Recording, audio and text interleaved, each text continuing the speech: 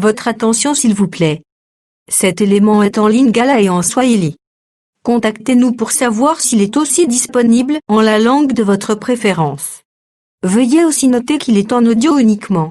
Dépourvu de ce fait d'image originaire. Évangileéternel.com. Le site de l'Évangile éternel. christequality.com. Les cieux sont à la portée de votre main, juste par un simple clic de la souris. La rubrique Pasteur et thème vous convie de suivre en ce moment. Le bien-aimé de Jésus-Christ et des saints. Le docteur Jacques Moutombo. Ministre de l'Évangile éternel. Infatigable prédicateur. Dénonciateur des faux Christ, des fausses doctrines et des fausses églises. Auteur de plusieurs enseignements. Plusieurs années dans le ministère. Suivez-le tous les jours sur évangileéternel.com, le site de l'Évangile éternel. Là, vous y trouverez tous ces enseignements disponibles en texte, en audio et en vidéo, classés et ordonnés. Pour donc retrouver l'ordre de ces enseignements, nous vous conseillons de suivre ces vidéos depuis sa page sur notre site plutôt que sur YouTube. Bonne édification au nom de notre commun Seigneur et Dieu Jésus-Christ. Amen. Oh, c'était le sommet de la montagne. C'est par là nous disons que le lieu saint, c'était la montagne. Parce que Moïse, tango mataki na ngomba, il est allé pour rencontrer le Seigneur, pour aller prier. Parce que brûler les parfums, c'est aussi prier.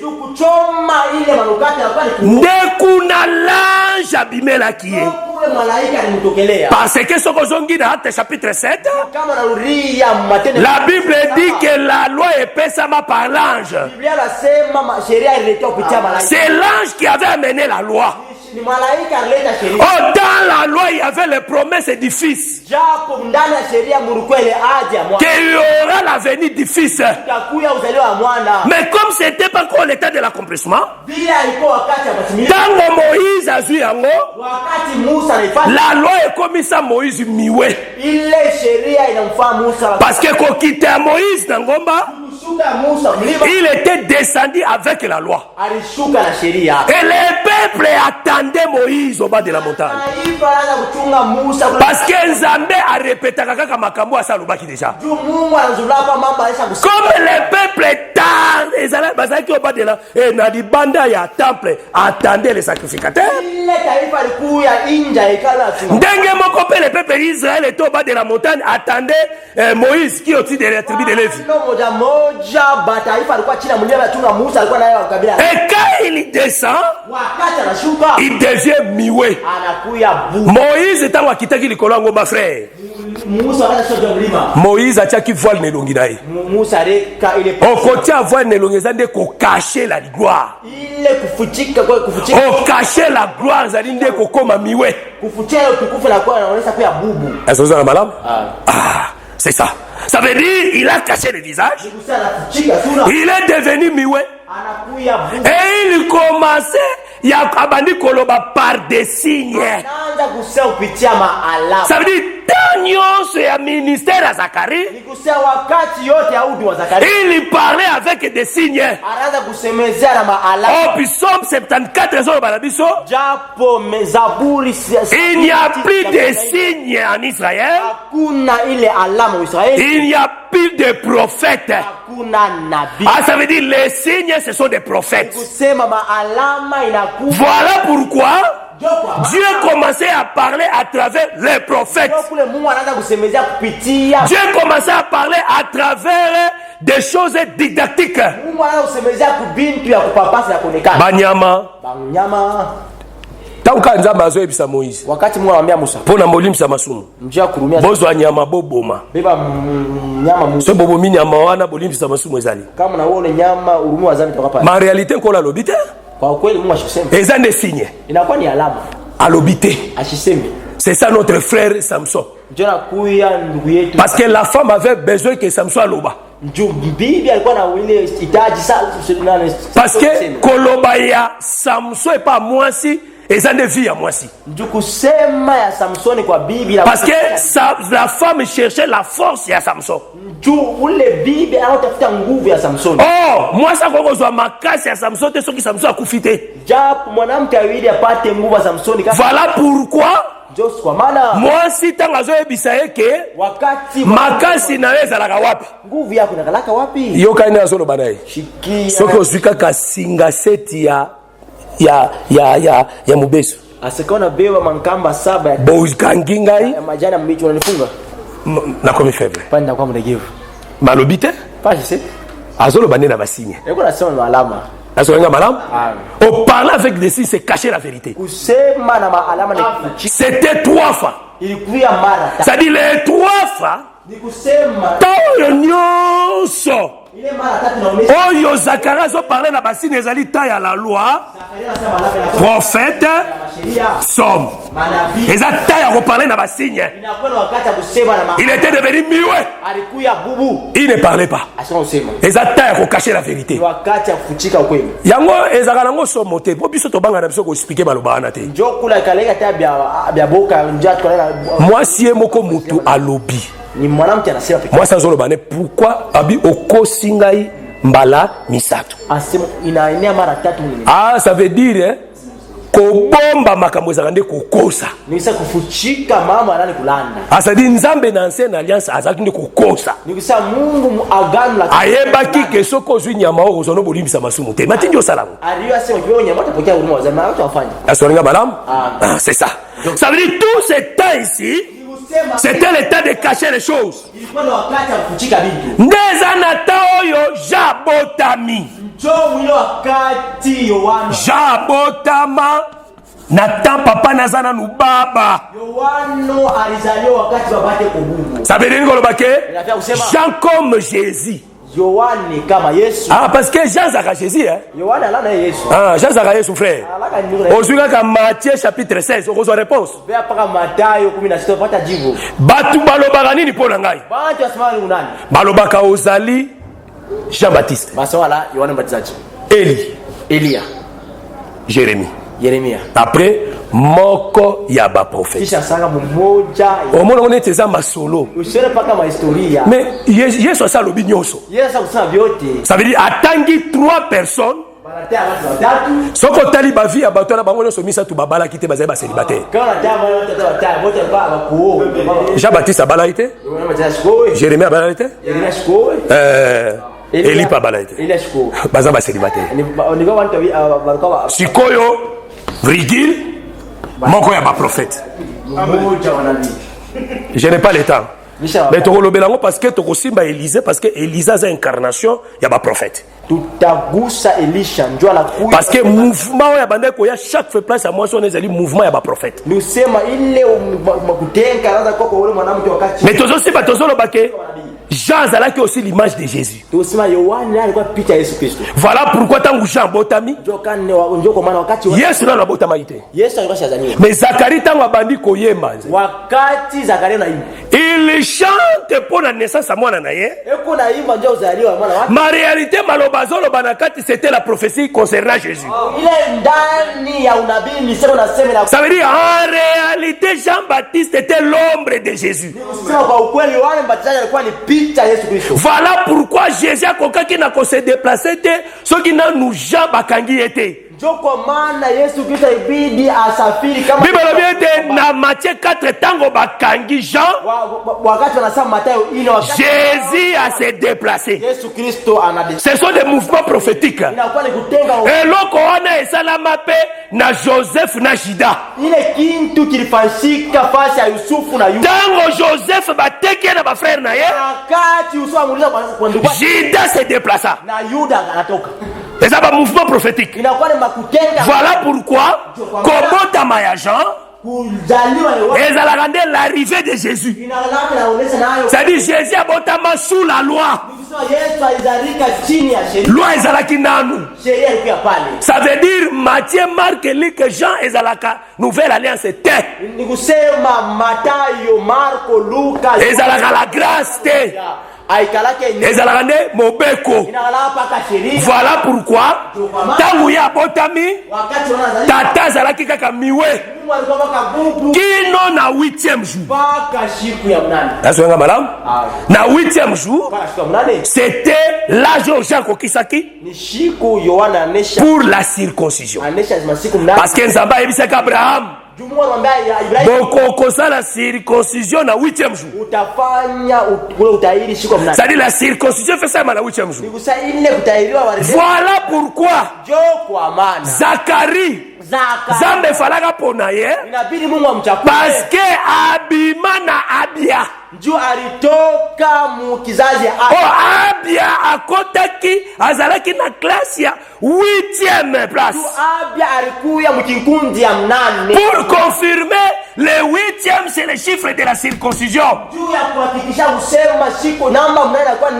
que nanzela ya Abia y aura la circoncision. Voilà pourquoi j'attends à Botami jusque là tata zaka miwe. Ça veut dire tango yesu a Botami tanyo so wana livre fungwa maite monoke fungwa maite. C'était toujours la continuité de la loi. Preuve année que Jésus prêchait en parabole. C'est-à-dire prêcher en parabole, c'est toujours la loi. Amen. Pasteur, ça va?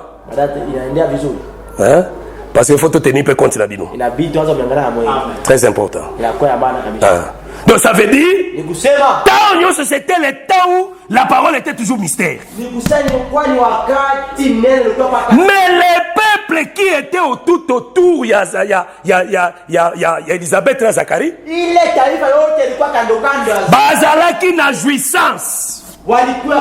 Bazalaki na kosepela mais Zacharie munokozeka ya okagaba a pour dire que tango Jésus botami de la circoncision le peuple était toujours dans la joie, les coqs à marcher avec les bazomona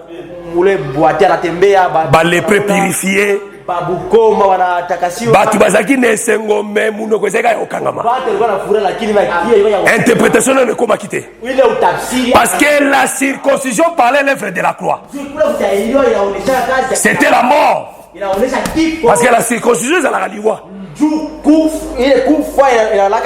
Voilà pourquoi nanda kwa Abraham bato bazwa ki grâce nanda kwa Abraham c'était les femmes, parce que basi bako souffrir te mais mibali bako souffrir à cause des femmes pour que la grâce de Dieu eza nanda kwa Abraham et sengali mibali nyoso baza la circoncision. Oh, la circoncision c'était le signe de l'alliance. Ça dit ceux qui basent une circoncision, toutes les femmes qui sont dans cette maison, bazo zangolou. Oh, en réalité, mibalo wana so bazali ko représenter des bobali moko eza Jésus. Biso to ko souffrir tes frères. Biso to souffrir te. Pour les lolo boko na nzambe za likona biso. Ezala na mobali moko nyokwama. À cause de sa mort, à cause de sa souffrance, et nous sommes agréés par Dieu. Mutu moko na nyokoma na place na biso frère. Biso to nyokoma ite. Toyoka ki ata pasi ata ya mukete. Et la circoncision, ça parlait de la mort. Est-ce qu'on a malam? Ils ont le belande kufa. Ça dit tango jazo kufa, abazo circoncision, qui est la mort de Jésus. Nemunoko ya tata e fungwami. Ça dit l'interprétation est ya. Na kokufa Yesu ne kulusu. C'est par sa mort que l'écriture est comme claire. Ça dit ce qui Jésus a kufa kate. Mais les tirs de l'autre dans la ténèbres. Madame? Amen. Voilà pourquoi. Biso tozali kokumisa nzambe, c'est parce que le Seigneur nous a bénis. Donc aussi makolobake les signes, ce sont des prophètes. C'est ça Babiloko nyoso nzambe alobaka na Israël na sacerdoce lévitique. Voilà pourquoi tango tozo mona Élisée. Dans Élisée, il y a les mystères cachés kuna. Tozo mona la femme de distinction. Tomoni Géasi. Tomoni mobali ya moso parce que Bible dit que le mari de cette femme était devenu vieux, très important.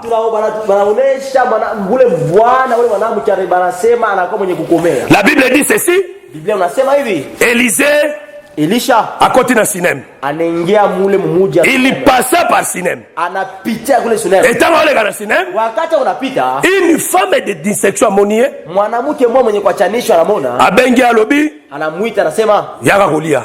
Et la Bible dit ceci. Chaque fois Elisa bande kolekana na Sinem, abande kokota na kwa mwaso na kulia. Chaque fois un jour mwaso wana kepa mbali naye ule mwanamke anaenda wana asa mbana bi sasa bwana wangu en tout cas moto ya lekana kashe mutu nzambo lekana chaque fait pas na biso huyu mtumisha Mungu apita kila siku hapa. C'est un saint homme de Dieu. Anakuya muntu takatifu aza mutu nzambe ya bosantu. Anakuya muntu wa Mungu takatifu. To salela ye chambre haute. Tumufansie chumba ya juu.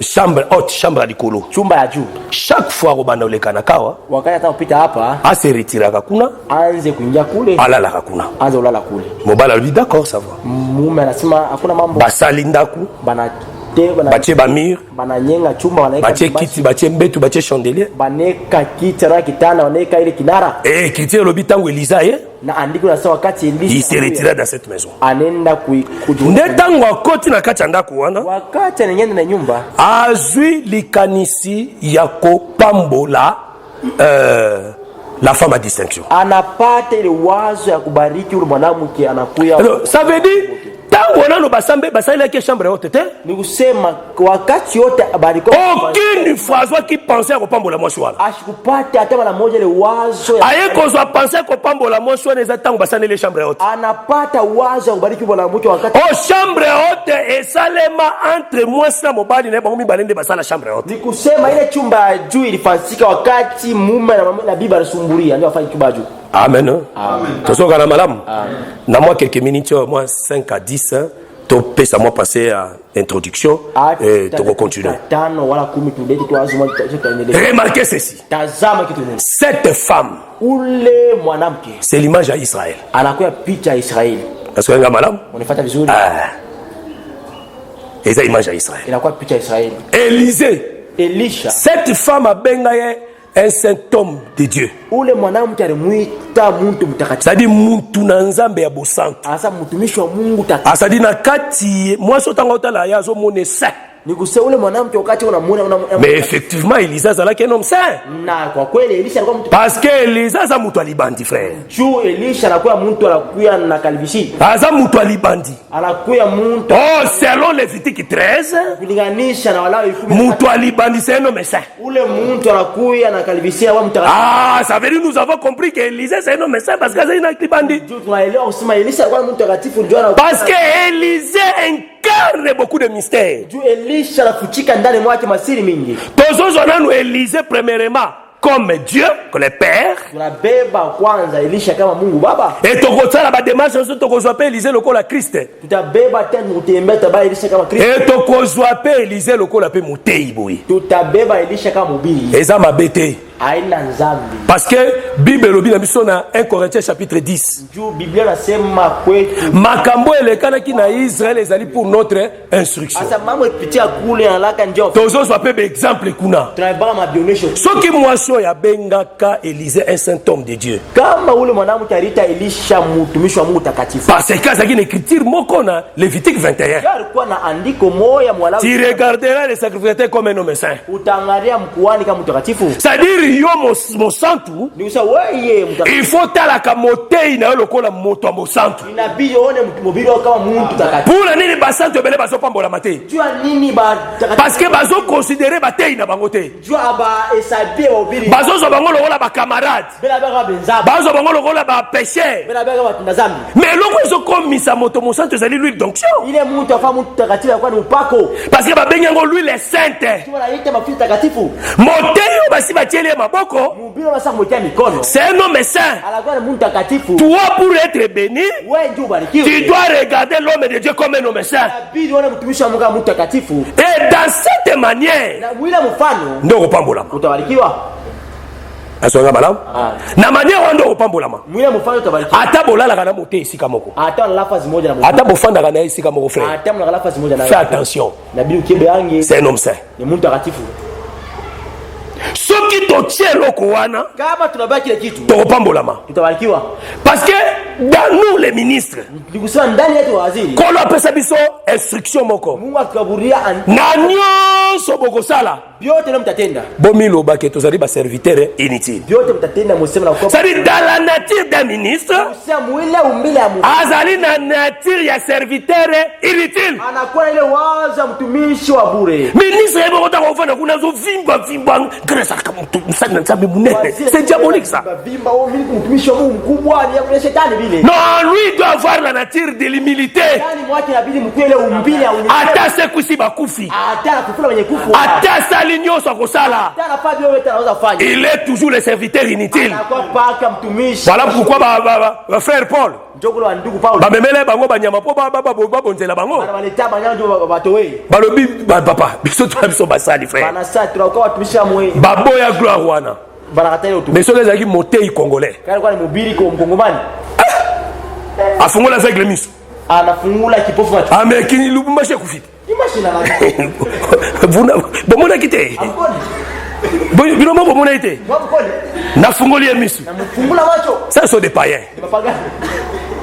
Amen. Amen. Jésus biko to aza afungoli mutumiso azo abik azo kokene koloba te. Mutu yemo bake koloba na ndenge naye. Alafu sema mundu ana usafu mfano yake. Nati wande kola lingi to tambola nango. Inabidi ile umbile ikweta kutembea na. Pierre atambwisi koka. Petro atembesha wala kwa. Amoni bato azo fixe regard colonel. Alobi bozo tala ngai boy pona nini? Asa njeni mnyangalia hivi. C'est comme si biso to sele loko boko spécial. Njoo nawasa kitu kwa. Ezande nzambe muto asali makambo. Mungu anafanya mambo. Gloire nyose foto zongi sangwe pa nzambe. Yote alitumrushie Mungu. Même qu'on soit révélation. Hata kupata ufunuo. Ce n'est pas nous. Haina shida. C'est Dieu qui nous donne ça. Mungu atukaburiaka. Même si moto akopesa ba révélation ndenge nini. Hata mbila leta mafunuo. Omoni plan azobeta wana. Asa bila leta. Ya plan nanga. Ni mabindu yangu. Aokaka ngwe pananga. Ya alibali kwangu. Plan azobeta neza. Bila nasema ni yangu. Ya yo. Yako. Nzoto ni yoza nango kwa révélation. Mungu unaweza kupata ufunuo. Soki le ciel te muto kopesa o. Kama mbiwa ishikaburie. Amen. Nyonso tozozwa. Vyote tunapata. Eute pa nzambe. Natoka kwa Mungu. Nini yango oyo ozwi? Nini wewe unapata? Oyo eute pa nzambe te. Haipite kwa Mungu. Eza l'onction. Iko upako. Eza la capacité. Tout ce que nous avons, Vyote unakuwa na. ça vient de Dieu. Parce que le frère Paul a lobby, au contraire, notre capacité vient de Dieu. Inatoka kwa Mungu. Soki tolati nature wana simplicité. Kama tunapata ile uwazi. C'est ça la nature d'un enfant de Dieu. Tunakuya nguo ya mtoto wa Mungu. Amen église. Amen église. C'est ça. Nous, dans la nature et militaire, vous devez nous regarder comme des hommes saints. Nous respecter. Amen. Et toya ko dominer binoté. Toya ko so domination du colonel binoté. Parce que biso toza basali ya motomoka tia biso tosala musala pour la bino. Ça dit ceux qui tosali mabe. Tokobuka mbano nango. Parce que l'écriture dit c'est que l'homme a kosemé. Ni usema tutavuna kile Biblia inasema kile Mungu ataotesha. Yaonda obuka. Ndio atavuna. Amen église. Amen. La dana be poto conclure. Ça veut dire cette femme regardez Élisée comme un homme saint. Ah, ça dit Élisée ici, c'est l'image de Dieu. Élisée est l'image ensemble. La femme, il y a distinction, c'est Israël. Ok. Maintenant, cette femme, elle a qui la cinéma. Le vendredi, notre repère sa origine, il y a moi sur yo cinéma ezaka wapi. tutaleta siku ya tano ile chanzo wewe mwanamke wa sinema halali. Parce que moi si nyonso ya zobotama na sinema zokola na sinema aza moi si bien éduqué. Nju binti wote wala mwanamke wote anakomea ule usinema alama mtu kufundisha vizuri. Yeso ringa malamu. Mwana nyonso moi si nyonso azobotama na sinema aza moi sa misala malamu. Yebi moi si kitoko. Ule mwanamke soko zio rozwa kimia. Analaka na mafundisho vizuri kwa mpata. Yeso ringa malamu. Wana salafu. Parce que libala ezalaka nde pona ba mikolo. Ile ndoa ya watu wakubwa. Libala ezalaka pona bana mikete. Ndoa ya watu wakubwa. Yo sœur, frère azoya ko bala yo. Soka za mwana mukio ko souffrir na vie na mobima. Kula kwa kama utateseka. Il faut mukolo nda ya ko bala yo. Inabidi mkubwa wenye kwa. Soka moni kaka jeune moko azoya liboso na ntuka bwa kisai. Kana kiana mwa. Il faut mukolo ndaya. Inabidi mtu mkubwa huyo. Omona pesa papa ya 50 ans. Una papa wa miaka 50. Omoni pesa sœur pas sœur alingi sœur. Anakuwa dada na mbele. Abali akoti na ndaku. Makambo abandi ko sana na ndaku. Ile mwana fanya. Sœur vemba bandi ko mituna bi. Est-ce que ça y est ou bien? Yana hii. Ah, oveza. Atanga na kosa makambo te. Hata mimi je famba hivi. Oveza mwana muke penza. Sasa mtu kidogo. Ah, ça veut dire la qualité. Donc ça shakomea. Wana so beta sœur. Kuna mpika dada. Kufinga tatene kufinga mama na yeye. Kuna maya yake. Kodiokola kaya za mwana muke. Mpika ndio kidogo ile.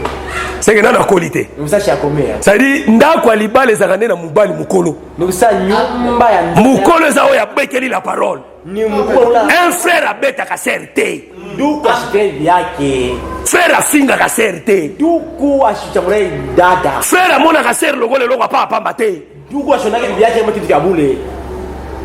Amoni mwe logo mwe zanga tina yo. C'est kitu kina maana. Surtout baluba. Baluba. Baluba baza. Baluba. Mulu baza. Na tuni yo te frère. Na tuni question. Mulu baza. Ngaka se baluba baza. Ah, tu sais ba santo hein? Ah, toi ba santo. C'est que muluba ate. Nazo ba na baluba. Ça dit soki mobile muluba bali yo. Oh, souffrir fort. Tintweti. Elokoyo. C'est quand même mon muke. Comment ego bateke soki faire na bonzo to boza muluba oboya été. Tolobi muluba c'est un païen. Ayebi makamwa nzambe te. On souffrir. Est-ce que malade? Ça veut dire tokolobela mboka ya mwashwana. Na ok conclure dire que Élisée c'est Dieu. Israël des femmes wana. Voilà. Tango Élisée zoya na sinem. Moi, ça a servi la nourriture. Cette nourriture de cette femme représentait l'offrande de Nyonso et Ancienne Alliance. Parce que cette femme était la femme de distinction. Ça veut dire cette femme a une image, il y a peuple, il y a Israël. Parce que Naoum chapitre 3 verset 13 écriture le bien les femmes sont les peuples. Ça dit basi bazalaka image à peuple. Ça dit cette femme a image à peuple. Oh, eza image à Israël. Parce que Israël par rapport à la nation, Israël est un peuple et à distinction na ba nation mususu. Et remarquez, tango Élisée alobi, nino lingi to sala pona yo. To lobelela yo pa roi. Tu es pas le chef de l'armée. Alobi que je suis au milieu de mon peuple. Ça dit cette femme avait la connaissance na roi. Azaki na connaissance d'un chef de l'armée. C'est-à-dire Azaki moi c'est pas maté. Azaki moi soit Azaki élevé. Parmi les femmes, Azaki une femme de la distinction. C'est ça Israël. Bah les Philistins, bah Moréens, bah Jibésiens, bah Moabites, bah Toana Nyonso. Israël Azaki na distinction qu'on est capable wana Nyonso. Et l'on connaît ça là qui Israël a la distinction. nation. C'était la loi aux appelés Israël. C'était le temple. Babylone cognoso par rapport à Romains chapitre 9. Parce que cette femme a distinction à la homme riche. Il y a Luc chapitre 15. Est-ce que madame? Luc chapitre 16. Hein? Luc chapitre 16. Ça veut dire Azali une femme de valeur. Azali qui moi choisi un bon ébélé. Voilà pourquoi avec la facilité qu'on leisa Mosali chaque fois dans le Karawana. Au collègue ya Élisée chaque fois. Ezali mouvement il y a plusieurs fois. Oyo nzamba bande ko na Israël au moyen ba prophète. Mais malgré le sacrifice que cette femme faisait,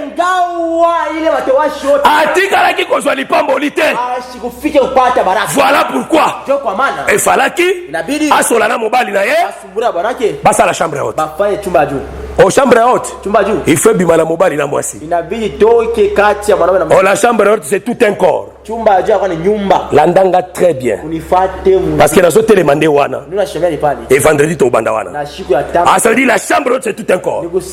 Et sa chambre cette chambre à Nicolo. Tango ye Elisa koya. Il va entrer dans la chambre déjà basi basali. Oh cette chambre. C'est un corps.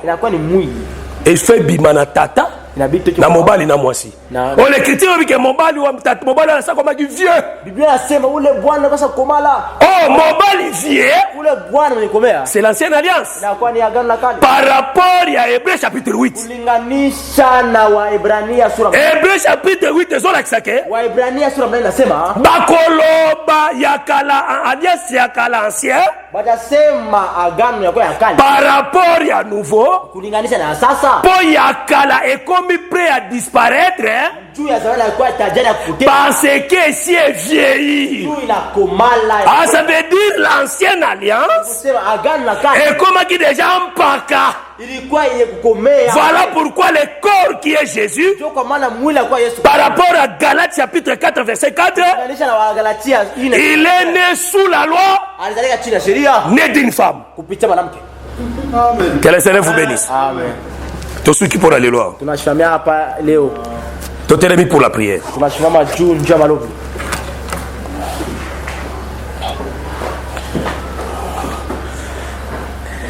Yahweh, Yahweh salam. Yahweh sala lo lenge na yo. Sala lo lenge na yo. Yahweh. Yahweh. Yahweh. Yahweh sala lo lenge na yo. Yahweh sala lo lenge na yo.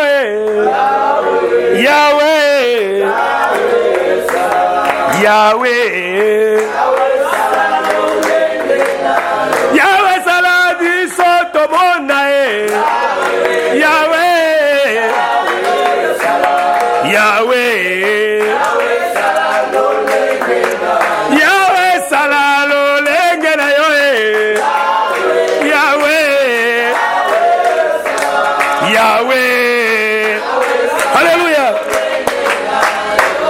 Zambelangai azako sala e. Azako sala e. Yahweh. Yahweh langai aza elonga e. Aza elonga e. Yahweh yobongina loku. Yahweh langai aza bikamwa e. Aza bikamwa e. Yahweh yobongina loku. Yanga na yo ekosuka awate.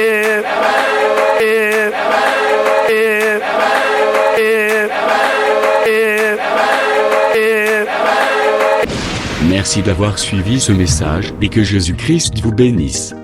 Si vous avez une question à l'intention de l'homme de Dieu, si vous voulez que l'homme de Dieu prie pour vous, si vous voulez vous confier à l'homme de Dieu, ou si vous voulez tout simplement bénir l'homme de Dieu, contactez-le directement si ses coordonnées sont disponibles depuis sa page. Sinon, contactez-nous et nous lui transmettrons vos préoccupations. N'oubliez pas de faire un tour à notre page évangélisation pour voir en quoi vous pouvez vous rendre utile à Christ par cette œuvre. Que Dieu vous bénisse tous. Amen. ChristQuality.com. Les cieux en un clic de la souris. Évangile-éternel.com, le site de l'évangile éternel. Christ et Quality Fondation, équilibrer la manne ramassée dans le désert de sorte que chacun ait un maire.